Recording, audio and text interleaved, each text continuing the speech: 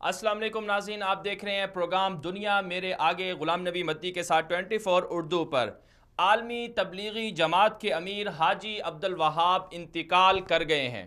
عالمی تبلیغی جماعت کے امیر حاجی عبدالوہاب کون تھے؟ اور اسی طرح آج کی جو ٹاپ سٹوری ہے وہ ہے وزیر اعظم عمران خان نے دورہ کیا ہے دوسری مرتبہ متحدہ عرب امارات کا۔ اس دورے کے اہداف کیا ہیں اور مقاصد کیا ہیں، اس پر بھی بات کریں گے۔ اسی طرح ایران نے پاکستان کو ایک مرتبہ پھر دھمکی دی ہے اور پاکستان میں آپریشن کرنے کا کہا ہے اور تجویز دی ہے کہ پاکستان میں آپریشن کیا جائے گا۔ ایران نے پاکستان کو دھمکی کیوں دی؟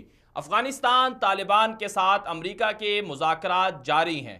بیک ڈور مذاکرات میں امریکہ یہ چاہتا ہے کہ طالبان ان کے ہاتھ سے نہ نکلیں اور رشیا کی طرف نہ جائیں، اور اس پر بھی بات کریں گے، یہ بڑی سٹوری ہے۔ اسی طرح افغانستان میں غذائی قلت بہت زیادہ ہو چکی ہے اور افغان عوام مفلوق الحال ہے۔ دوسری جانب افغانستان کی جو حکومت ہے وہ کرپشن اور بددیانتی میں آگے ہے۔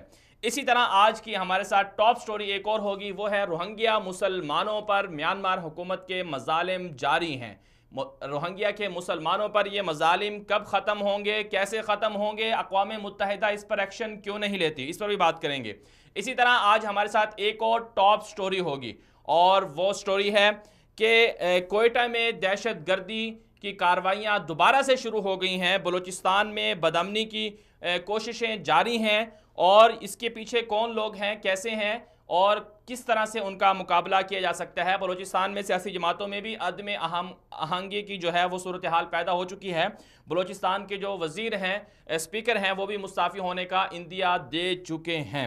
اسی طرح آج کی ایک اور سٹوری جو ہمارے ساتھ ہوگی وہ ہے عراقی صدر نے دورہ کیا ہے، ایران کا دورہ کیا ہے، اور اس کے بعد ایران سے پہلے دورہ کیا تھا انہوں نے، عراقی صدر نے دورہ کیا تھا ایران سے پہلے گلف کے 2 ممالک کا، متحدہ عرب امارات کا، کویت کا، اور پھر اس کے بعد ایران گئے، اور آج عراقی صدر جو ہیں وہ سعودی عرب میں آئے ہوئے ہیں۔ سعودی عرب کے ساتھ عراق کے تعلقات کیسے ہوں گے؟ مشرق وسطیٰ میں نئی پیش رفت ہونے جا رہی ہے، جو ممالک کل دشمن تھے آج وہ متحد ہو گئے ہیں، اس کے پیچھے اہداف کیا ہیں، اس پر بھی بات کریں گے۔ یہ ہیں آج کی ہماری ٹاپ سٹوریز۔ اب بڑھتے ہیں آگے تفصیلات کی طرف کہ عالمی تبلیغی جماعت کے جو امیر تھے حاجی عبدالوہاب صاحب، جو انتقال کر گئے ہیں کل، آج رات کو انتقال ان کا ہوا، اور ان کی عمر 94 سال تھی، اور حاجی عبدالوہاب کی جو زندگی تھی وہ بہت کامیاب رہی۔ انہوں نے 80 سال تک تبلیغی جماعت سے منسلک بھی رہے، اور آج ان کے جنازے میں لاکھوں لوگ بھی شریک ہوئے۔ ان کی خدمات کیا تھیں اور ان کا پیغام کیا تھا ان کی زندگی کا، اسی حوالے سے ابھی ہمارے ساتھ لائن پر موجود ہیں معروف مذہبی اسکالر جناب مفتی محمد زبیر صاحب۔ السلام علیکم صاحب، بہت شکریہ آپ نے وقت دیا ہمیں۔ جی وعلیکم السلام ورحمۃ اللہ وبرکاتہ۔ مفتی صاحب، ایک افسوسناک واقعہ تو ہوا، لیکن ظاہر سی بات ہے سب نے جانا ہے حاجی عبدالوہاب صاحب کی جو رحلت ہے، ان کا جو انتقال ہوا ہے، اور آپ نے بھی جنازے میں شرکت کی ہے، آپ نے بھی جنازے میں لوگوں کا ہجوم دیکھا ہوگا۔ تو حاجی عبدالوہاب صاحب کے جنازے اور ان کی زندگی کی جو خدمات ہیں اور ان کی زندگی کا جو پیغام ہے، اور انہوں نے کس طرح سے اللہ تعالیٰ کے جو پیغام ہے اور آپ صلی اللہ علیہ وسلم کی جو دینی اور تبلیغی خدمت ہے اور دعوت ہے اس کو آگے پہنچایا، اس پر آپ کیا کہیں گے؟ دیکھیں، میں اس وقت بھی پنڈال سے باہر نکل رہا ہوں، لاکھوں کی تعداد میں لوگ جوق در جوق اپنی سعادت سمجھتے ہوئے نماز جنازہ کے اندر شریک ہوئے۔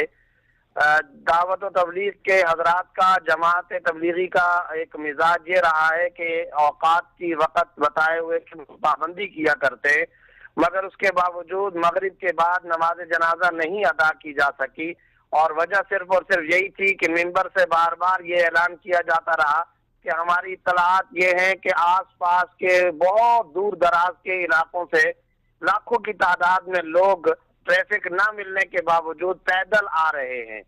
اب ذرا سوچنے کی بات ہے کہ ایک 94-95 سالہ شخص اس دنیا سے گیا ہے، لاکھوں کی تعداد میں لوگ سوگوار ہیں، مختلف ممالک کے لوگ آئے، مختلف اسکولوں، یونیورسٹیوں اور پنجاب کے مختلف دینی مدارس میں چائنا کے، تھائی لینڈ کے اور دیگر ممالک کے جو طلباء تھے وہ یہاں پر پہنچے ہیں.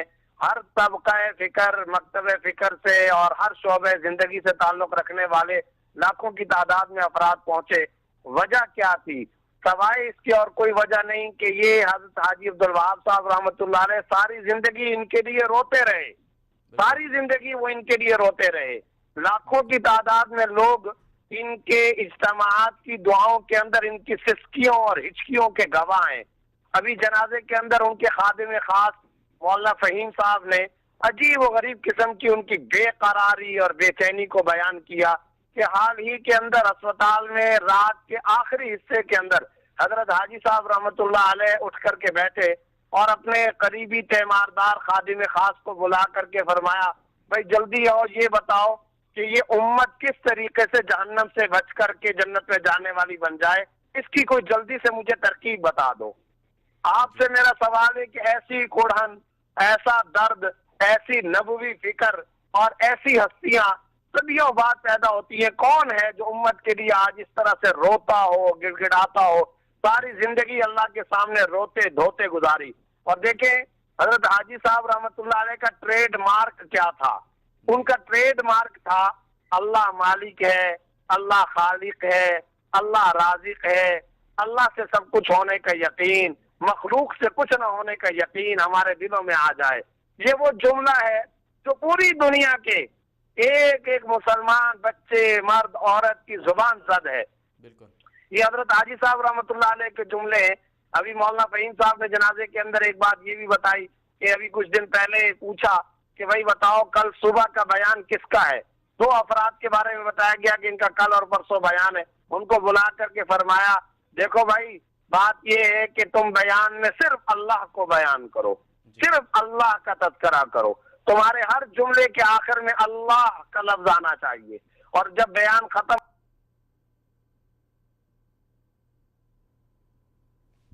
جی، مفتی زبیر صاحب ہمارے ساتھ شامل تھے اور مفتی زبیر صاحب بہت اچھی گفتگو کر رہے تھے. حاجی عبدالوہاب صاحب کی جو رحلت ہے اس پر بیان کر رہے تھے کہ حاجی عبدالوہاب صاحب کی جو زندگی ہے اس سے کیا سبق ملتا ہے اور وہ کس طرح سے تڑپ رکھتے تھے کہ ہر مسلمان اپنی آخرت کو سنوار لے اور دنیا میں وہ جس مقصد کے لیے آئے ہیں انہیں وہ مقصد بھی پورا ہو جائے. مفتی صاحب دوبارہ ہمارے ساتھ ابھی لائن پر موجود ہیں. جی مفتی صاحب، غالباً درمیان میں ایک کال ڈراپ ہو گئی تھی. آپ بات کر رہے تھے کہ حاجی عبدالوہاب صاحب کے بیان میں ان کا یہ نصیحت ہوتی تھی کہ جو بھی بیان کرے وہ اللہ کا لفظ جو ہے اس کے ہر جملے میں آنا چاہیے. جی، اور اس کے ساتھ ساتھ آپ حیران ہوں گے کہ ابھی مولانا فہیم صاحب جو ان کے خادم خاص ہیں انہوں نے بیان کے اندر یہ بھی کہا کہ امت کے لیے، قوم کے لیے حضرت حاجی صاحب رحمۃ اللہ علیہ کا میرے پاس ایک پیغام بھی امانت ہے جو حضرت حاجی صاحب رحمۃ اللہ علیہ نے تحریری شکل کے اندر مجھے دیا تھا. تو میں آج حضرت حاجی صاحب رحمۃ اللہ علیہ کا وہ پیغام اور ان کی وہ امانت بھی سب مجمع تک پہنچانا چاہتا ہوں. آپ حیران ہوں گے کہ اس پیغام کے الفاظ کیا تھے. وہ پیغام کیا تھا؟ اس پیغام کے الفاظ یہ تھے کہ مجھ سے تعلق اور محبت رکھنے والے تمام احباب کو میری یہ وصیت ہے کہ اپنی تمام صلاحیتیں اور استعداد اس دین کی سربلندی، سرسبزی اور شادابی میں لگا دو. اللہ تعالیٰ آپ سب کو اپنا تعلق اور اپنے حبیب صلی اللہ علیہ وسلم کی محبت نصیب فرمائے اور مرکز کے سارے لوگوں کے سارے امور روزانہ کے باہمی مشورے سے طے کیے جائیں. انشاءاللہ خوب خیر و برکت ہوگی. یہ حضرت حاجی صاحب رحمۃ اللہ علیہ کا امت کے لیے پیغام تھا. جس کو اللہ نے جو استعداد دی ہے وہ دین کے لیے اپنی اس استعداد اور صلاحیت کو خرچ کر لے. چنانچہ امت کے لیے قرآن، بے قراری، بے چینی کی حالت یہ تھی کہ ایک ہی سادہ قسم کی غذا ایک لمبے عرصے سے کھایا کرتے تھے مگر اس غذا کا ذائقہ تک کبھی محسوس نہیں کیا. اور پھر جوانی کے دور سے حضرت رائے پوری رحمۃ اللہ علیہ کے علاوہ مولانا حسین احمد مدنی، مولانا سید اللہ شاہ صاحب بخاری اور ان کے بعد حضرت مولانا الیاس صاحب رحمۃ اللہ علیہ، حضرت جی مولانا یوسف صاحب، حضرت مولانا انعام الحسن صاحب رحمۃ اللہ علیہ سے حضرت حاجی صاحب کا گہرا تعلق تھا. خوب استفادہ کیا. اور آپ حیران ہوں گے کہ مولانا الیاس صاحب رحمۃ اللہ علیہ سے تربیت یافتہ یہ تبلیغی روایات کے آخری نمائندے رہ گئے تھے. یہ ان کی تبلیغی قرآن اور نبوی فکر کی روایات کے حامل اور امین تھے. اور جوانی، اٹھتی جوانی کے زمانے یعنی 94 سال عمر پائی ہے، لیکن آپ حیران ہوں گے کہ ان کے معمولات بڑے عجیب و غریب تھے. جوانی کے زمانے سے آخر شب اٹھ کر تہجد کا پختہ معمول تھا، اور ایسا معمول تھا کہ شدید بیماری کے اندر بھی خود بخود اٹھ جانے کی عادت تھی، اور روزانہ کی بنیاد پر سورہ کاف، سورہ واقعہ، سورہ ملک اور مختلف صورتیں پڑھنے کا معمول تھا. اور ساتھ ہی ساتھ ہر وقت یعنی اٹھنے میں بیٹھنے میں کیا ہوتا، صرف ان کا ایک ہی پیغام، ایک ہی درد، ایک ہی بات، قوم اور امت جہنم سے کس طریقے سے بچ جائے. بس ان کی صبح شام ان کی گفتگو کا محور اور مرکز یہی ہوتا تھا. اللہ کی بات کرتے، وہ جو قرآن کریم کے اندر اللہ رب العزت نے نقشہ کھینچا ہے، وَمَنْ أَحْسَنُ قَوْلًا مِّمَّنْ دَعَا إِلَى اللَّهِ وَعَمِلَ صَالِحًا وَقَالَ إِنَّنِي مِنَ الْمُسْلِمِينَ. اس سے زیادہ اچھی بات کس کی ہو سکتی ہے؟ جو لوگوں کو اللہ کی طرف بلاتا ہو، جو عمل صالح کرتا ہو، اور جو یہ کہتا ہو کہ میں مسلمان اور اللہ کے تابع فرمان بندوں میں سے ہوں. اس آیت کی عملی تصویر حضرت عبد الوہاب صاحب رحمۃ اللہ علیہ تھے. آج وہ امام احمد بن حنبل رحمۃ اللہ علیہ نے جو فرمایا تھا، جنازے شخصیات کی حقانیت اور سچائی کے فیصلے کیا کرتے ہیں، تو آج بھی اس جنازے نے ان کی حقانیت کا فیصلہ کر لیا. آج وہ تو خوش ہو کر کے اپنے اللہ سے جا ملے، مگر لاکھوں لوگوں کو سوگوار چھوڑ گئے.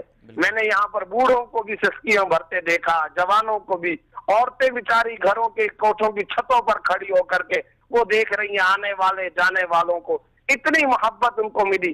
میری اطلاع یہ ہے کہ کراچی ایئرپورٹ سے لوگ 1.25 لاکھ روپے کا ٹکٹ دے کر کے یہاں پہنچے، اور جیسے ہی حضرت حاجی صاحب رحمۃ اللہ علیہ کی اطلاع دنیا بھر کے اندر ملی، ہزاروں کی تعداد میں لوگ ایئرپورٹوں کی طرف دوڑے ہیں تاکہ کسی طریقے سے ہم کو یہاں پر موقع مل جائے. یہاں پر بھی منبر سے یہ اعلان کیا جاتا رہا کہ ہم تاخیر اس وجہ سے کر رہے ہیں، مجبوری یہ ہے کہ اس وقت لاکھوں کی تعداد میں لوگ پیدل جنازے میں شرکت کرنے کے لیے آ رہے ہیں، اور ہر بندہ جنازے میں شرکت کرنے کو اپنی ذاتی سعادت سمجھ رہا تھا، اپنی نجات اور بخشش کا ذریعہ سمجھ کر کے وہ یہاں شریک ہوا ہے. تو یہ حاجی صاحب رحمۃ اللہ علیہ کی فکر کا، ان کی محبت کا اللہ نے ان کو صلہ دیا. اتنے اعزاز کے ساتھ وہ رخصت ہو رہے ہیں. اللہ رب العزت نے ان کی بے قراری کو آخرکار بالآخر قرار دے ہی دیا، چین عطا فرما ہی دیا، اور وہ بہرحال کامیاب ہو کر کے چلے گئے، اور ایک مشن، ایک کاز اور ایک پیغام امت کے لیے چھوڑ کر کے گئے ہیں. میں یہ سمجھتا ہوں کہ اس وقت عالم اسلام ایک بہت بڑے صاحبان سے محروم ہو گیا، اور سچ کہا جا سکتا تھا ان کے بارے میں کہ پاکستان جن چند افراد، جن شخصیات کی دعاؤں کی وجہ سے چل رہا ہے، اور امت مسلمہ جن شخصیات کی وجہ سے اور ان کی آہ شب اور ان کی آہوزاریوں کی وجہ سے، دعاؤں کی وجہ سے چل رہی ہے، وہ عالم اسلام آج اتنے بڑے سائے سے محروم ہو گیا ہے، اتنے بڑے پشتی بان سے محروم ہو گیا ہے. اور یہ ان ہستیوں میں سے تھے جن کا بس صرف تصور ہم جب کرتے تھے کہ جناب وہ ہستی بھی ہمارے درمیان موجود ہے، تو ہم اپنے اندر خیر عافیت کا ایک جھونکا محسوس کرتے تھے کہ انشاءاللہ اطمینان کا ہے جو ہمارے درمیان موجود ہے.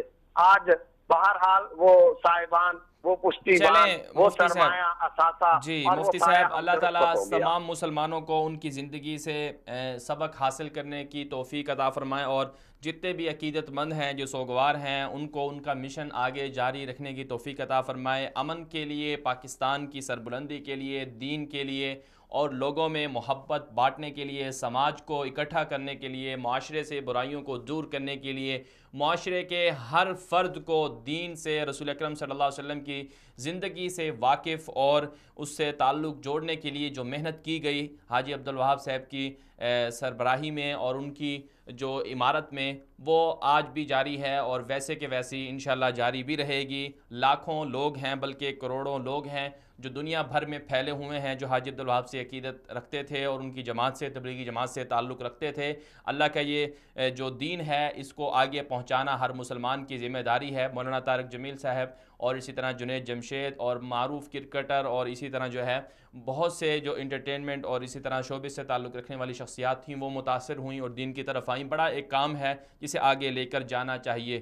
بہرحال آگے بڑھتے ہیں. آج ہم نے بات کرنی تھی، ہماری دوسری آج کی سٹوری تھی، وزیر اعظم عمران خان نے دبئی کا دوسری مرتبہ دورہ کیا ہے. وزیر اعظم عمران خان کے اس دورے کے اہداف کیا ہیں اور اغراض و مقاصد کیا ہیں، اور اس دورے سے وزیر اعظم عمران خان اور پاکستان کو کیا فوائد ملیں گے، اور اس دورے میں کن امور پر بات چیت ہوئی ہے، اور اس دورے کی جو اصل جو اس کے پیچھے مقاصد تھے وہ کیا ہیں، اور کیا واقعی سعودی عرب کیا واقعی دبئی جو ہے متحدہ عرب امارات پاکستان کی جو معاشی بحران ہے اس سے نکلنے میں پاکستان کو مدد دے رہا ہے، پاکستان کو جس طرح سے قرضوں کا سامنا ہے، خسارہ ہے، اور اسی طرح اکانومی کا مسئلہ ہے، کیا اس مسئلے کو حل کرنے کے لیے دبئی اور اس طرح متحدہ عرب امارات کی جو حکومت ہے وہ پاکستان کے ساتھ کھڑی ہوئی ہے۔ یہ بہت اچھی پیش رفت ہے کہ وزیر اعظم عمران خان کی جو گورنمنٹ آئی ہے انہوں نے عرب ممالک کے ساتھ اپنے تعلقات کو مضبوط کرنے اور نئے سرے سے ان کو مستحکم کرنے کی طرف توجہ دی ہے۔ اس سے پہلے 2 مرتبہ وزیر اعظم عمران خان صاحب جو ہیں اپنے وفد کے ساتھ سعودی عرب کا دورہ کر چکے ہیں، سعودی عرب کے حکام سے ملاقاتیں کر چکے ہیں، اور اس سے جو پہلے والا دورہ تھا اسی دورے میں انہوں نے دبئی کا بھی وزٹ کیا تھا، وہاں کے اعلیٰ عہدیداروں سے ملاقاتیں بھی کی تھیں، اور اب ایک مرتبہ پھر جو ہے انہوں نے دورہ کیا ہے۔ اگر پچھلے جو 3.5 ماہ کی جو ان کی گورنمنٹ ہے عمران خان صاحب کی، اگر اس کا ہم جائزہ لیں تو ہمیں یہ صورتحال سامنے آتی ہے کہ وزیر اعظم عمران خان جو ہیں ابھی تک جو ہے 2-3 ممالک میں گئے ہیں جن میں عرب ممالک سر فہرست ہیں۔ بہرحال اس دورے میں کیا ہوا اور اس کے جو اثرات ہیں وہ کیا پڑیں گے، اس حوالے سے بھی ہمارے ساتھ لائن پر موجود ہیں محترمہ سعدیہ عباسی صاحبہ، متحدہ عرب امارات سے صحافی بھی ہیں اور اس دورے کو اچھی طرح سے دیکھ بھی رہی ہیں۔ سعدیہ صاحبہ بہت شکریہ، آپ نے ہمیں وقت دیا۔ یہ فرمائیے گا کہ جو وزیر اعظم عمران خان صاحب نے یہ دورہ دوسری مرتبہ کیا ہے متحدہ عرب امارات کا، تو یہ اچانک دورہ تھا اور اس میں کیا اس کے اغراض و مقاصد تھے، اور جس مقصد کے لیے وزیر اعظم تشریف لائے ہیں تو کیا وہ مقاصد پاکستان کو یا دونوں ممالک کو حاصل بھی ہوں گے؟ جی بہت شکریہ۔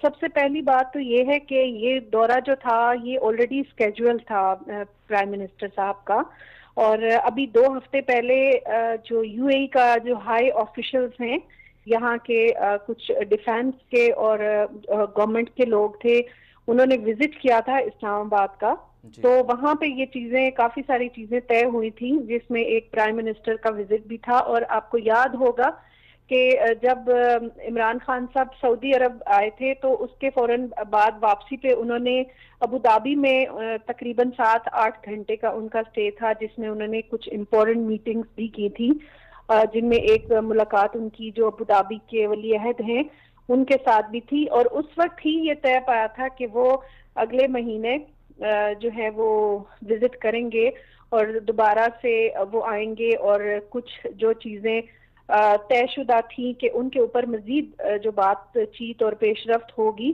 وہ جو ارکان پارلیمنٹ ہیں اور کچھ جو کنسرن لوگ ہیں ان کے ساتھ واپسی پہ ڈسکشن کے بعد وہ واپس آئیں گے اور پھر ان کے اوپر دوبارہ ڈسکشن ہوگی۔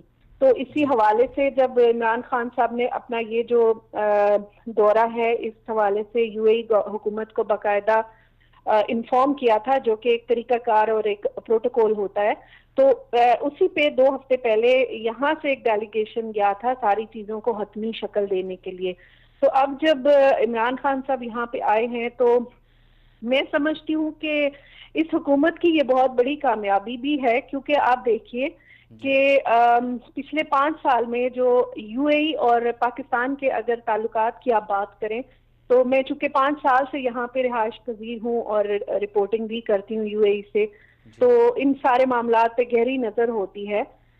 آپ دیکھیے کہ بہت ساری چیزیں ہیں، اور اسپیشلی جو دونوں ممالک کی جو فورن پالیسی ہے اور جو تعلقات ہیں اس میں بڑی سرد مہری تھی، اور ایک ڈیڈ لاک ہمیں نظر آیا تھا، بیچ میں بہت سارے مواقع ایسے بھی آئے جب دونوں طرف سے کچھ ایسی اسٹیٹمنٹس بھی دی گئیں۔ بہرحال یہ جو حکومت جیسے ہی عمران خان صاحب جو ہے وہ انہوں نے اقتدار سنبھالا تو انہوں نے سعودی عرب کے بعد یو اے ای کا وزٹ کیا، اور اس کے بعد دوبارہ وہ اس دورے میں سرکاری دورے پہ آئے ہیں۔ جی اس دورے میں سعدیہ صاحب اس کے علاوہ آپ نے جی اس دورے میں کیا کچھ پیش رفت ہوئی ہے؟ یہ بھی کہا جا رہا ہے کہ پاکستان کو بیل آؤٹ پیکج مل جائے گا، اور ساتھ میں یہ بھی خبریں سامنے آ رہی ہیں کہ یمن جو جنگ ہے اس کو ختم کروانے کے لیے پاکستان نے حمایت کا بھی کہا ہے کہ ہم حمایت کریں گے، ثالثی کی پہلے ہی پاکستان پیشکش کر چکا ہے۔ بالکل کچھ چیزیں ایسی ہیں جس کے اوپر بڑی سیریس جو پیش رفت ہوئی ہے، ان میں ایک جو سب سے امپورٹنٹ ایجنڈا بھی تھا دونوں ممالک کا. دونوں ممالک اس طرح سے کہ پاکستان نے یہ سجیشن دی تھی کہ پاکستان جو ہے وہ can play an important role جو اس ایشو کو ختم کرانے کے لیے. تو یو اے ای نے آج اس کے اوپر جب آرمی چیف جو ہیں انہوں نے دوبارہ سے سجیشن دی ہے پاکستان کے آرمی چیف نے، تو پھر یو اے ای نے بھی اس بات کو ڈیٹیل سے ڈسکس کیا گیا. جو ابو دھابی کے ولی عہد ہیں شیخ محمد بن زید، ان کے ساتھ انہوں نے بھی اس بات کو پاکستان کی اس کاوش کو سراہا ہے. تاہم یہ بات آرمی چیف کی جانب سے کہی گئی ہے جو میٹنگ ہوئی شیخ زید کے ساتھ کہ پاکستان جا کے وہ مزید اس کے اوپر کام کریں گے، اور اس حوالے سے جو سعودی عربیہ ہے اس کو آن بورڈ لیا جائے گا، اور تینوں ممالک یہ ڈیسائیڈ کریں گے کہ ایران کے جو فیکٹر ہے اس کو مد نظر رکھتے ہوئے کس طرح سے پاکستان اپنا رول پلے کر سکتا ہے. لیکن جو دوسری بات آپ نے کی کہ کیا پیش رفت ہوئی، کیونکہ بہت سارے پروجیکٹس تھے، بہت سارے ایم او یوز تھے جو سائن ہونے تھے، اور پوری دنیا کے میڈیا کی نظریں لگی ہوئی تھی. آج سارا دن جو میٹنگز ہوتی رہی ہیں، اور آخری جو میٹنگ تھی وہ جوائنٹ میٹنگ تھی جو رولر ہیں دبئی کے بھی اور ابو دھابی کے بھی، شیخ محمد بن راشد المکتوم اور شیخ محمد بن زید ال نہیان، دونوں کی میٹنگ ہوئی آرمی چیف اور عمران خان صاحب سے. تو لیکن ایک چیز آپ کہہ لیں کہ انفارچونیٹلی کوئی پاکستان کے لیے اس میں زیادہ سود مند نہیں ہوئی، زیادہ فائدے مند نہیں ہوئی، کیونکہ کوئی ایم او یو سائن نہیں ہوا آج کی میٹنگ میں جو پاکستان کے لیے آپ کہہ سکتے ہیں کہ اس میں کوئی پروجیکٹ یا کوئی ٹریٹی یا کوئی اگریمنٹ. لیکن یہ ضرور کہا گیا کہ جو فروری میں اجلاس ہوگا اس میں آلریڈی جو ڈسکس ہو رہے ہیں معاہدے یو اے ای اور پاکستان کے درمیان، وہ اس میں ڈسکشن بھی ہوگی، اور مزید اس میں کوئی لاہ عمل ہوگا، مزید پیش رفت ہوگی. تاہم یہ یمن کے حوالے سے جو آپ نے بات کی ہے اس کے حوالے سے کافی آج جو میٹنگ ہوئی، اور زیادہ تر اس میں جو امپورٹنٹ ایجنڈا تھا وہ یمن میں پاکستان کے کردار کے حوالے سے ہی تھا. اور آپ کو معلوم ہوگا کہ جو پاکستانی آرمی چیف ہیں ان کا یہ تقریباً آن دا ریکارڈ اور آف دا ریکارڈ یہ 5واں دورہ تھا. بالکل 5 مہینوں کے اندر یہ 5واں دورہ تھا یو اے ای کا. اور اس سے پہلے جو بیک چینل ڈپلومیسی تھی وہ بھی دونوں ممالک کے درمیان چل رہی تھی. اور جیسا کہ میں نے آپ سے پہلے بھی کہا کہ کیونکہ پچھلے 5 سالوں میں دونوں ممالک کے جو تعلقات تھے وہ کوئی زیادہ برے بھی نہیں رہے لیکن اچھے بھی نہیں رہے، دونوں طرف سے ایک جو خاموشی تھی. تو یہ اس حوالے سے ایک بہت اچھی بات ہے کیونکہ یو اے ای ہمارا ایک برادر کنٹری ہے، اور یہاں پہ آپ کو پتا ہے کہ تقریباً 15 لاکھ سے زائد پاکستانی جو ہیں وہ بستے ہیں، اور پاکستانی جو ہیں وہ ہم لوگ ایک اپنا دوسرا گھر سمجھتے ہیں یو اے ای کو. تو جتنے بھی جو تارکین وطن ہوتے ہیں اگر دونوں ممالک کے درمیان ایک اور بات جو سامنے آ رہی ہے وہ یہ کہ چونکہ پاکستانی جو افراد ہیں، جو پاکستانی نژاد ہیں، ان کی بہت ساری جو جائیدادیں ہیں وہ دبئی کے اندر ہیں، اور کہا یہ جا رہا ہے کہ دبئی سے وہ ان جائیدادوں کو پاکستان منتقل کرنے کے لیے گورنمنٹ سے کچھ اس طرح کے معاہدے کرنے پڑتے ہیں. تو آپ کا کیا خیال ہے کہ اس حوالے سے بھی بات چیت ہوئی ہوگی، اور مستقبل میں ایسا نظر آتا ہے کہ جن لوگوں نے پاکستان سے جو اس طرح کی جائیدادیں بنائی ہیں کرپشن یا اس طرح کی دوسری چیزوں سے، کیا وہ اس پر کوئی معاہدہ ہوگا یا اس طرح کی کوئی پیش رفت ہوگی؟ دیکھیے ابھی تک تو صرف جو آفیشلی یو اے گورنمنٹ نے ایک لسٹ جاری کی ہے جو جتنے بھی پاکستانی کچھ پرومیننٹ لوگ بھی ہیں اور اس میں عام شہری بھی ہیں، جس میں پولیٹیشین ہیں، بزنس مین ہیں اور عام شہری ہیں، ان کی ناموں کی لسٹ حکومت پاکستان کو دی گئی ہے جو کہ ایف آئی اے نے پریزنٹ بھی کی ہے اور اس کو پبلک کیا ہے. اور اس لسٹ کے مطابق تقریباً 350 لوگوں کی لسٹ ہے، اور اس لسٹ میں صرف لوگوں کی جو پراپرٹی اور جو ان کے ایسٹس ہیں وہ شو کیے گئے ہیں. لیکن اس طرح کا کوئی اب فی الحال تو کوئی ایگریمنٹ نہیں ہے کہ یہاں سے جائیدادیں جو ہیں وہ واپس لے کے جائیں گی، کیونکہ یو اے ای کا اپنا لا ہے. یہاں پہ آپ کوئی بھی کام جب آپ نے کوئی بزنس کرنا ہے، آپ نے ایک چھوٹے سے چھوٹا کام بھی کرنا ہے تو اس کے لیے باقاعدہ ایک اس کا پروسیجر ہے، اور آپ اس کو اپنی کمپنی کو رجسٹر کرتے ہیں، یہاں کا لائسنس لیتے ہیں، اس کے بعد ہی کوئی یہاں پہ جو بزنس کر سکتا ہے. اور اس کے علاوہ اس کا بینک اکاؤنٹ بھی تبھی ہوگا جب اس کے پاس ریزیڈنٹ ویزا ہوگا. وہ ساری چیزیں یہاں کے لا کو مد نظر رکھتے ہوئے ہی کی جاتی ہیں. اور اگر کوئی یہاں پہ پراپرٹی خریدتا ہے تو یہ اس کا رائٹ ہے according to the law of U A E, یہ میں آپ کو بتا رہی ہوں. لیکن اس کا یقیناً کوئی طریقہ کار ہوگا اگر ان فیوچر پاکستانی حکومت چاہے اور اس کو ثابت کرے کہ واقعی اس بندے نے کوئی منی لانڈرنگ کی ہے یا جس طرح سے بھی کوئی انلیگل وہ کیا ہے. لیکن یہاں پہ اگر وہ لیگل ہے تو فی الحال تو کوئی ایسا لا نہیں ہے کہ آپ اس کو واپس لے کے جا کے. چلیں سعدی صاحبہ، کی حکومت سے بالکل سعدی صاحبہ بہت شکریہ، آپ نے ہمارے ساتھ شرکت کی. یہ تھی ہمارے ساتھ دبئی سے سینئر صحافی ہیں، رپورٹنگ بھی کرتی رہتی ہیں وہاں پر. ان کا یہ کہنا تھا وزیر اعظم عمران خان صاحب کا جو دورہ ہے دبئی کا، یہ بہت بڑی ایک پیش رفت ہے جو ایران کی یمن کے اندر جو انفلوئنس چل رہی ہے، مداخلت چل رہی ہے، اسے ختم کروانے کے لیے، یمن کی جنگ کو ختم کروانے کے لیے اور جو خطے میں امن و امان کی صورتحال کو بحال کروانے کے لیے یہ دورہ بڑا ایک اہم پیش رفت اسے قرار دیا جا رہا ہے. اور اس کے ساتھ ساتھ جو پاکستان کے جو معاشی مسائل ہیں ان کے حل کے لیے بھی دبئی سے جس طرح سے یو اے سے جو ہے وہ تعاون کی ایک امید ہے وہ بھی زیادہ روشن ہو گئی ہے. بالخصوص سرمایہ کاری کے حوالے سے پاکستان کے اندر جس طرح سعودی عرب سرمایہ کاری کرنے جا رہا ہے، اسی طرح جو متحدہ عرب امارات ہے وہ بھی یہ چاہتا ہے کہ پاکستان میں سرمایہ کاری ہو، اور دونوں کی جو پورٹس ہیں وہ بھی بہت قریب ہیں، دونوں ایک دوسرے کے بہت قریب بھی ہیں. اور ساتھ ساتھ جو پاکستانی کمیونٹی متحدہ عرب امارات میں رہتی ہے، وہاں جو ویزا پروسیس ہے سیاحت کا اور دیگر جو کام کرنے کے اعتبار سے اسے بھی آسان بنانے کے لیے کوشش ہو رہی ہے. بہرحال آگے بڑھتے ہیں. پاکستانی حدود میں ایرانی آپریشن کی مجوزہ جو تجویز ہے وہ سامنے آئی ہے، اور ایران کی طرف سے یہ کل ایک پریس کانفرنس کی گئی ہے جس میں جو ایرانی وزیر داخلہ ہیں عبدالرضا رحمانی فاضلی، ان کا یہ کہنا ہے، وہ یہ کہہ رہے تھے کہ ہم پاکستان کے اندر اس سے پہلے ایک واقعہ ہوا تھا، وہ واقعہ یہ تھا کہ ایران کے 12 کے قریب جو ہیں وہ سیکیورٹی اہلکار وہ اغوا ہو گئے تھے پاکستانی سرحد سے. ملحقہ جو علاقے ہیں سرحدی ایرانی سرحدی علاقے وہاں سے اغوا ہوئے تھے.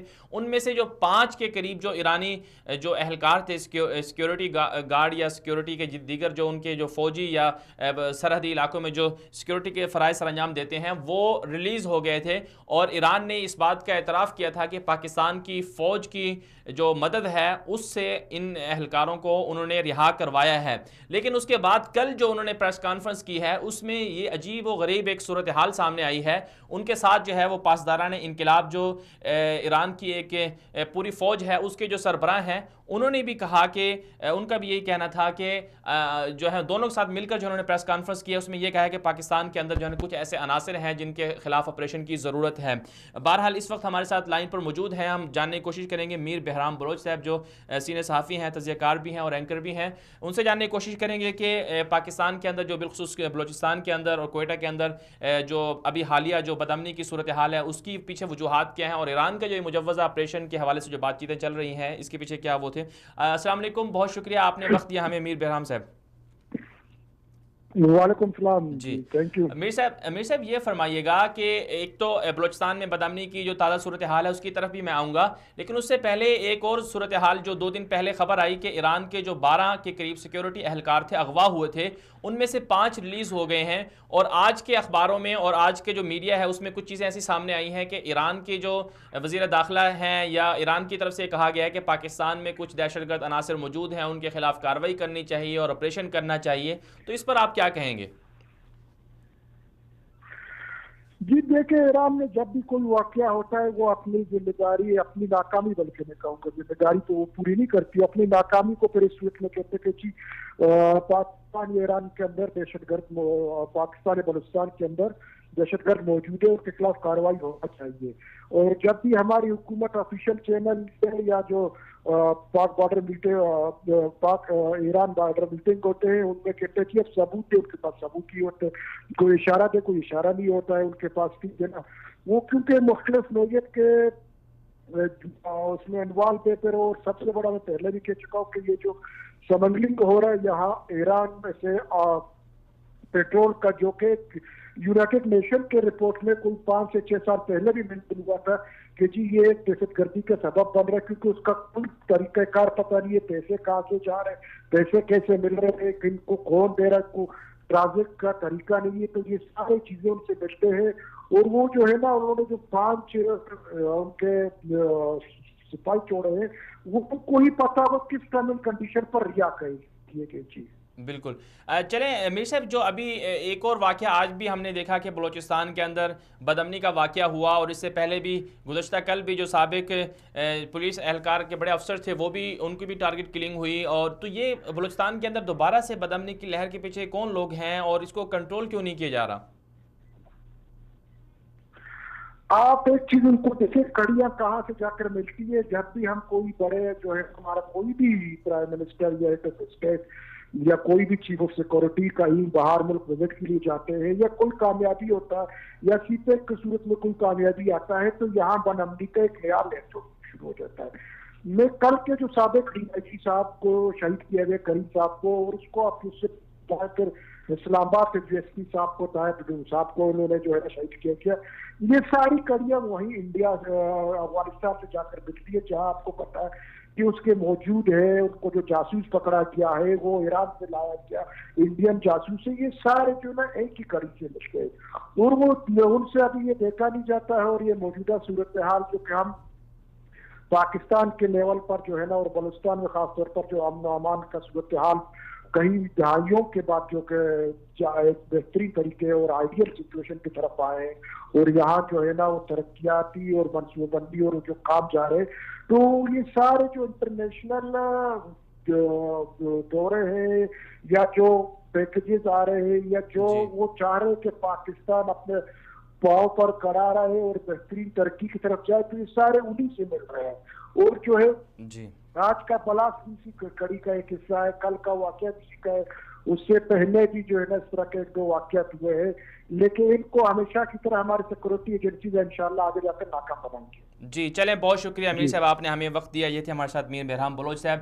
پاکستان کے اندر ایرانی انفلوئنس اور اسی طرح جو ہے وہ انڈیا کا یہ بہت زیادہ حد تک بڑھ جاتا ہے. اور جب کبھی پاکستان میں ترقیاتی کام شروع ہوتے ہیں، پروجیکٹ شروع ہوتے ہیں، پاکستان کوئی بڑا کام کرنے جاتا ہے، سی پیک کا جو منصوبہ ہے وہ آگے بڑھنے کی طرف جاتا ہے، یا پاکستان اور چین کے یا پاکستان اور سعودی عرب اور دیگر ممالک کے ساتھ تعلقات مزید اچھے ہونے کی طرف جاتے ہیں، تو پاکستان کے جو بلوچستان کا صوبہ ہے بالخصوص، وہاں پر بدامنی پیدا کرنے کی کوشش کی جاتی ہے. اور یہ لوگ کون ہیں جو بدامنی پیدا کرنا چاہتے ہیں؟ ظاہر سی بات ہے وہی لوگ ہیں جو پاکستان کو خوشحال یا ترقی یافتہ ملک نہیں دیکھنا چاہتے. اور وہ کون لوگ ہیں اور وہ کون سے ممالک ہیں، وہ ساری دنیا جانتی ہے کہ بالخصوص انڈیا، ایران اور اسی طرح جو دیگر ان کے اتحادی ہیں امریکہ، اور یہ لوگ چاہتے ہیں کہ کس طرح پاکستان کے اندر ترقی نہ ہو. بہرحال آگے بڑھتے ہیں. ہم نے آج بات کرنی تھی افغانستان کے اندر امن مذاکرات جاری ہیں. زلمے خلیلزاد جو افغانستان میں مشیر ہیں، جو افغانستان کے امور کے مشیر ہیں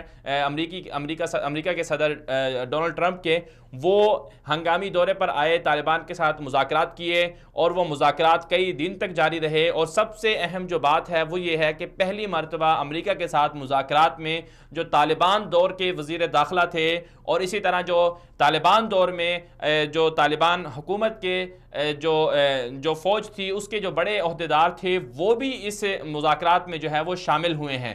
اب ایک طرف امریکہ یہ چاہ رہا ہے کہ کسی طرح سے ان کو راستہ مل جائے اور وہ افغانستان سے نکل جائے. اس کے لیے روس بھی چونکہ آگے آ چکا ہے. روس کے اندر بھی جو ماسکو کے اندر جو کانفرنس ہوئی ہے اس کو دیکھ کر ہنگامی طور پر امریکہ کی طرف سے زلمے خلیلزاد کو بھیجا گیا، اور انہوں نے افغان طالبان کو منانے کی کوشش کی، ان سے مذاکرات کیے. اور طالبان سے کوشش یہ کہ ان کا مقصد کیا تھا؟ مقصد یہ تھا کہ طالبان جو ہیں وہ روس کی طرف نہ جائیں بلکہ امریکہ کے ساتھ رہیں، امریکہ کے ساتھ مذاکرات کریں. اور پھر دوسری طرف جو ہے جو افغانستان کی جو حکومت ہے وہ یہ چاہتی ہے کہ کسی طرح سے یہ جو افغان طالبان کے ساتھ جو مذاکرات ہیں، افغانستان کی جو حکومت ہے وہ، اور اسی طرح جو دیگر ممالک ہیں جو افغانستان میں موجود ہیں، بالخصوص ایران اور اسی طرح بالخصوص جو ہے وہ انڈیا، یہ دونوں چاہتے ہیں کہ کسی طرح سے یہ مذاکرات کامیاب نہ ہوں. یہی وجہ ہے کہ جو زلمے خلیلزاد ہیں وہ کوشش کر رہے ہیں کہ افغان حکومت کو منا لیں کہ آئندہ سال جو صدارتی انتخابات ہونے جا رہے ہیں وہ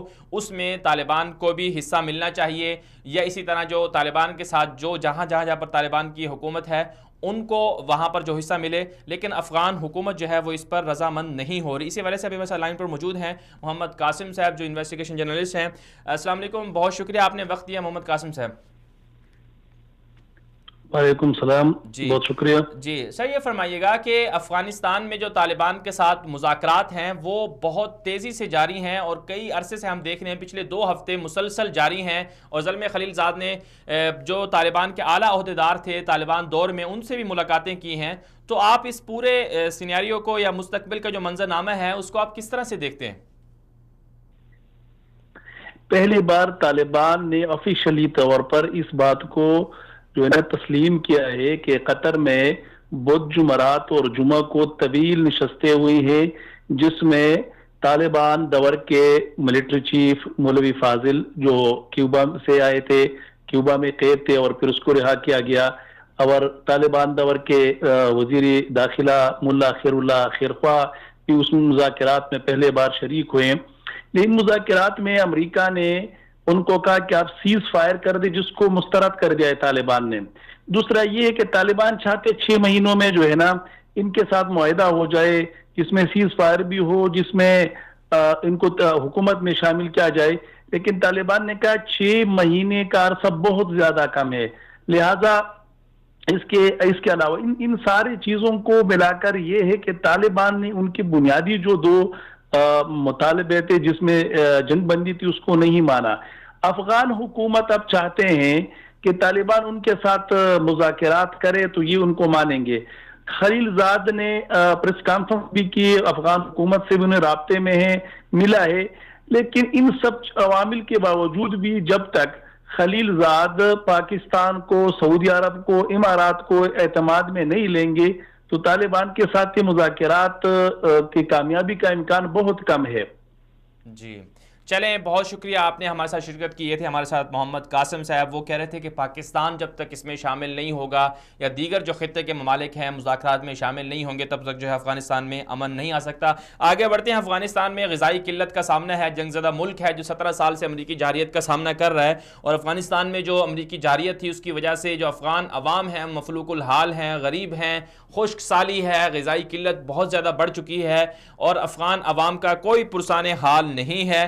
तो इनकी इमदाद के लिए अगर बैरूनी दुनिया से कुछ कोशिश होती है तो फिर वो बददियानती और करप्शन की नज़र हो जाती है। इसी वजह से 24 उर्दू के पास एक रिपोर्ट भी है, रिपोर्ट देखिए, उसके बाद वापस आते हैं, हमारे साथ रहिएगा। अफगानिस्तान में खुश्क साली और ग़िज़ाई किल्लत के शिकार अफराद। अक़वाम मुत्तहिदा के मुताबिक अफगानिस्तान में ऐसे शहरों की तादाद बढ़कर 45 लाख हो चुकी है जिन्हें फौरी तौर पर इमदादी एशियाई खुराक की ज़रूरत है। हिंदू कश की इस रियासत के वसी तर इलाकों को काफी अरसे से शदीद खुश्क साली का सामना है। अक़वाम मुत्तहिदा के इदारे बराए इमदाद इंसानी की एक रिपोर्ट के मुताबिक अफगानिस्तान में भेड़ बकरियों तक के लिए भी अपने लिए चारा तलाश करना बहुत मुश्किल हो चुका है। स्विट्जरलैंड के शहर जिनेवा से जुम्मा 16 नवंबर को मिलने वाली न्यूज एजेंसी DPA की रिपोर्टों के मुताबिक आलमी इदारे की ज़ेली तंजीम वर्ल्ड फूड प्रोग्राम WFP ने बताया कि अशरों से खाना जंगी के शिकार अफगानिस्तान में ऐसे इंसानों की तादाद मजीद इजाफे के बाद 35 लाख से तजावज कर चुकी है, जिन्हें जिंदा रहने के लिए इमदाद की सूरत में एशियाई खुराक की फौरी जरूरत है। आलमी खुराक प्रोग्राम के तर्जुमान ने जिनेवा में एक प्रेस कॉन्फ्रेंस में सहाफियों को बताया कि अफगानिस्तान के कुल 34 में से 20 सूबे खास करके मुल्क के शिमाल मगरब में वसी तर इलाके ऐसे हैं जिन्हें पानी की शदीद किल्लत का सामना है।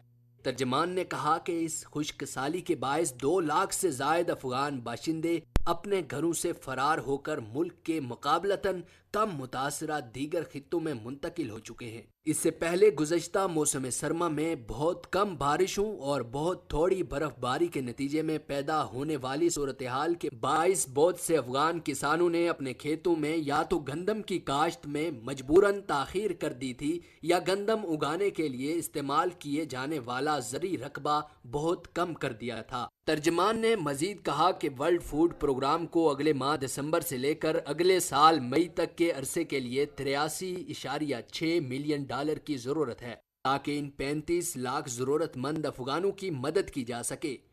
उन्होंने मजीद कहा कि खुसूसी तौर पर अफगान हुकूमत के लिए बहुत ज़्यादा मुश्किलात के मौजूदा दौर में अक़वाम मुत्तहिदा के आलमी खुराक प्रोग्राम जैसे इदारे और इनकी मावन तंजीमों को इजाफी मदद की ज़रूरत है। دوسری جانب افغانستان میں تجزیہ کاروں کے مطابق بیرونی دنیا سے آنے والی امداد بہت کم مستحق افراد تک پہنچتی ہے۔ حکومتی ادارے کرپشن اور بددیانتی کے ذریعے بیرونی دنیا سے ملنے والی امداد کو بہت سی رکاوٹیں ڈال کر غربت اور خوراک کی کمی کے شکار افراد تک پہنچنے نہیں دیتے۔ ویلکم بیک ناظرین، بات کریں گے آگے بڑھتے ہوئے۔ عراقی صدر نے گلف کا دورہ کیا ہے، خلیجی ممالک کا دورہ کیا ہے۔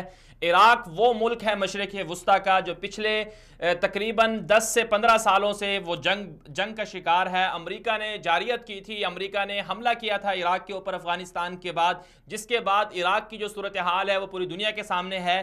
عراق میں بدامنی کی وجہ سے مشرق وسطیٰ میں بدامنی کی لہر پھیلی، اور پھر اس کے بعد یکے بعد دیگرے دنیا نے دیکھا کہ شام ٹوٹ گیا، شام میں خانہ جنگی شروع ہو گئی، یمن میں خانہ جنگی شروع ہو گئی، اور اسی طرح عرب ممالک کے اندر بدامنی کی ایک لہر پیدا ہو گئی۔ اور گریٹر اسرائیل جو اسرائیل کا سب سے بڑا خواب ہے، اسرائیل چاہتا ہے کہ کسی طرح مشرق وسطیٰ پر وہ قبضہ کر لے، عرب ممالک پر قبضہ کر لے، ان کو راستہ ملا، ان کو موقع ملا کہ وہ مشرق وسطیٰ کے اندر اپنا اثر و رسوخ بڑھا سکے۔ لیکن اب صورتحال تبدیل ہو رہی ہے، مشرق وسطیٰ کے اندر نئی پیش رفت ہونے جا رہی ہے، مشرق وسطیٰ کے اندر تبدیلیاں آ رہی ہیں۔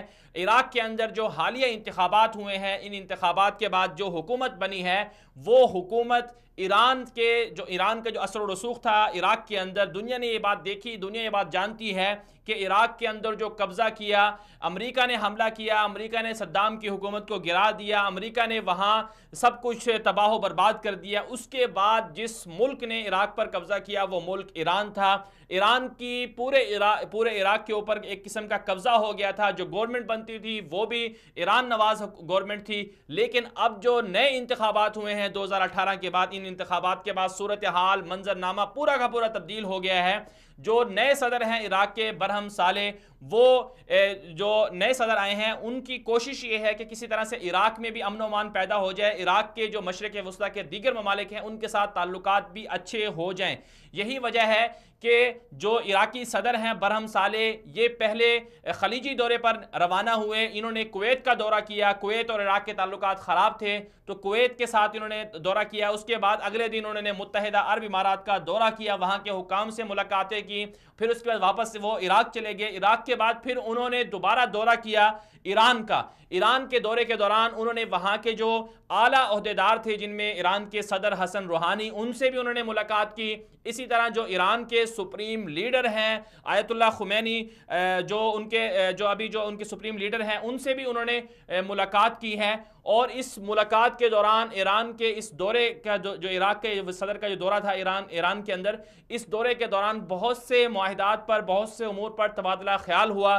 عراق یہ چاہتا ہے کہ کسی طرح سے ایران جو ہے وہ ان کے ملک سے نکل جائے، جو ایرانی ملیشیا ہے جو عراق میں سرگرم ہے وہ کسی طرح سے ایران ان سے پیچھے ہٹ جائے۔ بالخصوص جب ایران کے اوپر پابندیاں لگی ہوئی ہیں امریکہ کی، تو ان پابندیوں کی وجہ سے جہاں ایران کو مشکلات کا سامنا ہے وہیں عراق کو بھی مشکلات کا سامنا ہے۔ عراق ایران سے جو قدرتی گیس خریدتا ہے، اور دونوں ملک جو ہیں وہ پیٹرول کے حامل ملک ہیں، دونوں ملکوں کے پاس جو ہے بہت زیادہ پیٹرول ہے۔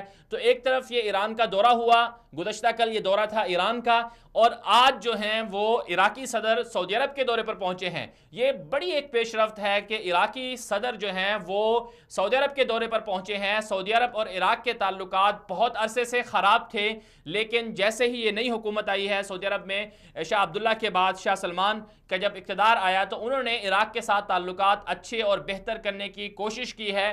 اور جو سعودی عرب کے وزراء ہیں، جن میں وزیر خارجہ عادل الجبیر، وہ بھی عراق کے دورے پر کئی بار جا چکے ہیں، اور اسی طرح جو وزیر توانائی ہیں سعودی عرب کے، وہ بھی عراق کے دورے پر گئے ہیں، اور عراقی حکام بھی سعودی عرب آئے ہیں۔ آج جو ہے وہ عراقی صدر نے شاہ سلمان سے ملاقات کی ہے، سعودی عرب کا دورہ کیا ہے۔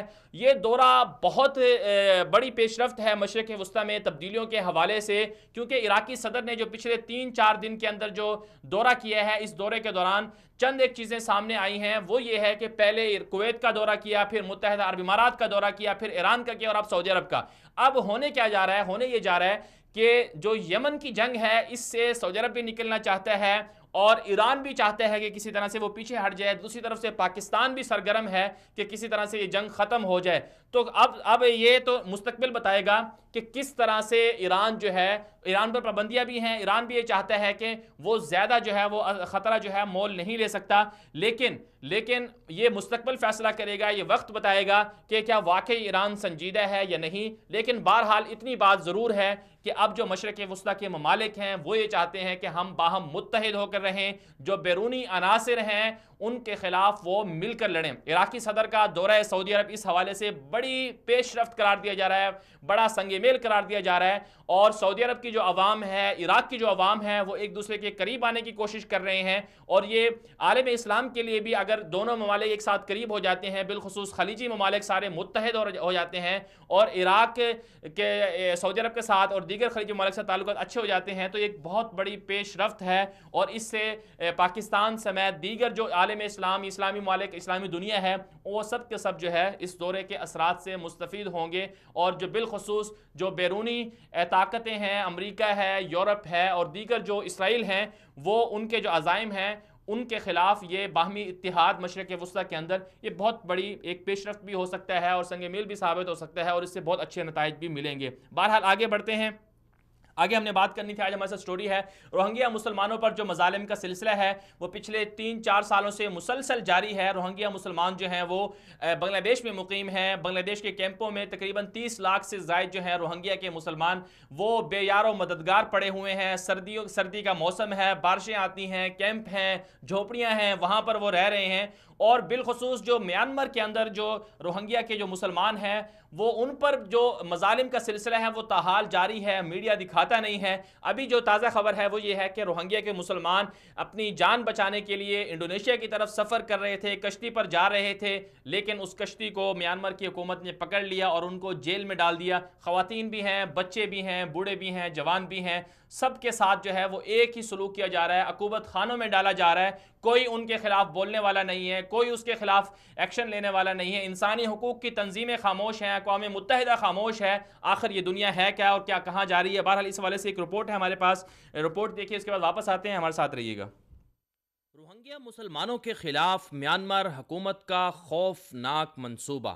مظالم پر پردہ ڈالنے کے لیے میانمار کی ظالم حکومت نے روہنگیا مسلمانوں پر انخلا کے راستے بھی بند کرنا شروع کر دیے ہیں. میانمار حکام کے مطابق میانمار امیگریشن نے ایک کشتی پر سوار 100 سے زائد روہنگیا مہاجرین کو حراست میں لے لیا ہے. اس اقدام کو میانمار کی حکومت کا ایک سخت اقدام قرار دیا جا رہا ہے. میانمار کے امیگریشن حکام نے جس کشتی کو سمندر میں روکا وہ رنگون سے 30 کلومیٹر کے فاصلے پر تھی. کشتی پر 106 روہنگیا مہاجرین سوار تھے، جن میں 50 مرد، 31 خواتین اور 25 بچے شامل ہیں. مقامی امیگریشن افسر نے نیوز ایجنسی رویٹرز کو بتایا کہ اس بات کا قوی امکان ہے کہ ان گرفتار ہونے والے روہنگیا افراد کا تعلق راکھین سے ہو سکتا ہے، اور امکاناً یہ بنگالی ہیں جو راکھین ہی میں رہتے ہیں. اس کشتی کی تصاویر ایک خاتون رکن پارلیمنٹ نے سوشل میڈیا پر پوسٹ کی ہیں. کشتی پر سوار خواتین نے سکارف پہن رکھے ہیں. تصویر میں کشتی پر سوار بچے بھی دیکھے جا سکتے ہیں. حکام کے مطابق پکڑی جانے والی کشتی بنگلہ دیش کی جانب روانہ تھی یا پھر اس کی منزل ملیشیا تھی. واضح ہے کہ اگست 2017 میں میانمار کی ریاست راکھین میں روہنگیا بستیوں کو فوجی کارروائی کا سامنا کرنا پڑا تھا. امدادی ورکروں کے مطابق گزشتہ ہفتے کے دوران بھی درجنوں روہنگیا مہاجرین نے کشتیوں پر سوار ہو کر ملیشیا پہنچنے کی کوشش کی تھی. بنگلہ دیش میں اکتوبر کے بعد بارشوں کے موسم کے ختم ہونے پر اب سمندر قدرے پرسکون ہے، اور ایسے میں بنگلہ دیش کے ریفیوجی کیمپوں اور میانمار سے روہنگیا نسل کے افراد ملیشیا پہنچنے کی کوشش کرنا چاہتے ہیں. بدھ مت شدت پسند میانمار میں روہنگیا مسلمانوں کو بنگالی قرار دے کر انہیں ملک سے بے دخل کرنے کی مہم چلا رہے ہیں. بدھ مت شدت پسندوں کی طرح میانمار کی بدھ مت حکومت بھی انہیں بنگلہ دیش کے غیر قانونی تارکین وطن قرار دیتی ہے. اس کے علاوہ میانمار کے حکومتی اور عوامی حلقے روہنگیا کو اپنے ملک کا کوئی نسلی یا اقلیتی گروپ ماننے سے بھی انکاری ہیں. گزشتہ سال میانمار کی ریاست میں فوج نے کارروائی کی تھی. فوج کا کہنا ہے کہ وہ اپنے ملک کے خلاف دہشت گردانہ کارروائیوں میں ملوث افراد کے خلاف سرگرم تھی۔ اس دوران سینکڑوں افراد کی ہلاکت اور کئی خواتین اور لڑکیوں کا جنسی استحصال بھی کیا گیا۔ 7 لاکھ سے زائد روہنگیا مہاجرین میانمار سے جانیں بچا کر اس وقت بنگلہ دیش میں عارضی کیمپوں میں مقیم ہیں۔ ان کی واپسی کی مفاہمت بنگلہ دیش اور میانمار کی حکومتوں کے درمیان طے پا چکی ہے، لیکن ابھی واپسی کا عمل شروع نہیں ہو سکا۔ دوسری جانب روہنگیا مسلمانوں نے عالمی دنیا خصوصاً عالم اسلام سے اپیل کی ہے کہ وہ انہیں میانمار حکومت کے ظلم و جبر سے رہائی دلوانے کے لیے کوشش کریں۔ ویلکم بیک ناظرین، آپ نے رپورٹ ملاحظہ کی کہ کس طرح سے روہنگیا کے مسلمانوں پر مظالم جاری ہیں۔ میانمار کی بدھ مت حکومت جو شدت پسندی اور مذہبی بدھ مت کا شکار ہے، ان کا یہ کہنا ہے کہ جو روہنگیا مسلمان ہیں یا میانمار میں جو کوئی بھی مسلمان بسنے والے ہیں وہ میانمار کے شہری نہیں ہیں۔ میانمار کا دوسرا نام برما تھا، جسے برما کے نام سے پاکستان اور دنیا میں جانا جاتا ہے، پرانا نام تھا اس کا، لیکن وہاں کے جو مسلمان ہیں، روہنگیا کے جو مسلمان ہیں، ان پر جو مظالم کا سلسلہ ہے تاحال جاری ہے۔ خواتین کی عصمت دری کی جاتی ہے اور بچوں کو بھی ذبح کر دیا جاتا ہے، اور اسی طرح جو وہاں کے نوجوان ہیں ان کو عقوبت خانوں میں ڈالا گیا ہے۔ اس کے خلاف عالمی دنیا نے ایک وقت تھا، ابھی بھی آوازیں تو اٹھ رہی ہیں، لیکن وہ آوازیں جس طرح سے ہونی چاہیے تھی وہ ویسی نہیں ہیں اور ویسا احتجاج نہیں ہے جو روہنگیا کے مسلمان ہیں جو جس طرح کے مظالم کا شکار ہیں کہ ان کے وہ مظالم جو ہے ان پر جو ڈھائے جانے والا مظالم ہے وہ مظالم ختم ہو جائیں، ویسا احتجاج نہیں ہے۔ بہرحال اس پر کوشش کرنی چاہیے پوری دنیا کو۔ مقبوضہ کشمیر میں جہاں بھارتی مظالم جاری ہیں، اسی طرح یہاں روہنگیا کے جو مسلمان ہیں ان پر مظالم جاری ہیں۔ افغانستان میں امریکی مظالم جاری ہیں، اور عراق اور شام میں پوری دنیا کی جو بڑی طاقتیں ہیں وہ سرگرم ہیں۔ یمن کی جو عوام ہے وہ ایرانی اثر و رسوخ کی وجہ سے اور باہمی جو خانہ جنگی ہے اس کی وجہ سے وہ نتائج بھگت رہی ہے۔ اس ساری صورتحال کا ایک ہی واحد حل ہے کہ جب تک اسلامی دنیا متحد نہیں ہوگی، جب تک اسلامی دنیا بیرونی جو استعماری طاقتیں ہیں ان کے خلاف یکجا نہیں ہوگی، تب تک جو ہے وہاں کی جو مظلوم عوام ہیں وہ پستی رہے گی، جنگوں کے اندر وہ ایندھن بنتے رہیں گے۔ تو اس ساری صورتحال کا حل اتحاد اور اتفاق ہے، اور اتحاد اور اتفاق کیسے پیدا ہوگا؟ اس کے لیے جو تمام مسلمان ہیں ان کو اسلامی اخوت کا مظاہرہ کرنا ہوگا، جہاں کہیں ظلم ہوتا ہے اس ظلم کے خلاف بولنا ہوگا، مسلمانوں کو یکجا ہو کر آواز بلند کرنی ہوگی۔ آج اگر کشمیر میں ظلم ہو رہا ہے تو پوری دنیا کے مسلمانوں کو اس کے خلاف بولنا چاہیے۔ اگر افغانستان میں ظلم ہو رہا ہے تو پاکستان سمیت دنیا میں جہاں کہیں مسلمان بسنے والے ہیں سب کو متحد ہو کر آواز اٹھانی چاہیے۔ اسی طرح روہنگیا میں ظلم ہو رہا ہے تو اس کے خلاف بھی سب کو متحد ہو کر آواز اٹھانی چاہیے۔ فلسطین ہو، یمن ہو، شام ہو، عراق ہو، جہاں کہیں بھی مسلمان پس رہے ہیں، جب تک مسلمان متحد نہیں ہوں گے تب تک جو ہے یہ مظالم کا جو سلسلہ ہے یہ بند نہیں ہوگا۔ بہرحال آج کے لیے اتنا ہی، اجازت دیجیے، کل تک کے لیے اجازت دیجیے، اللہ حافظ۔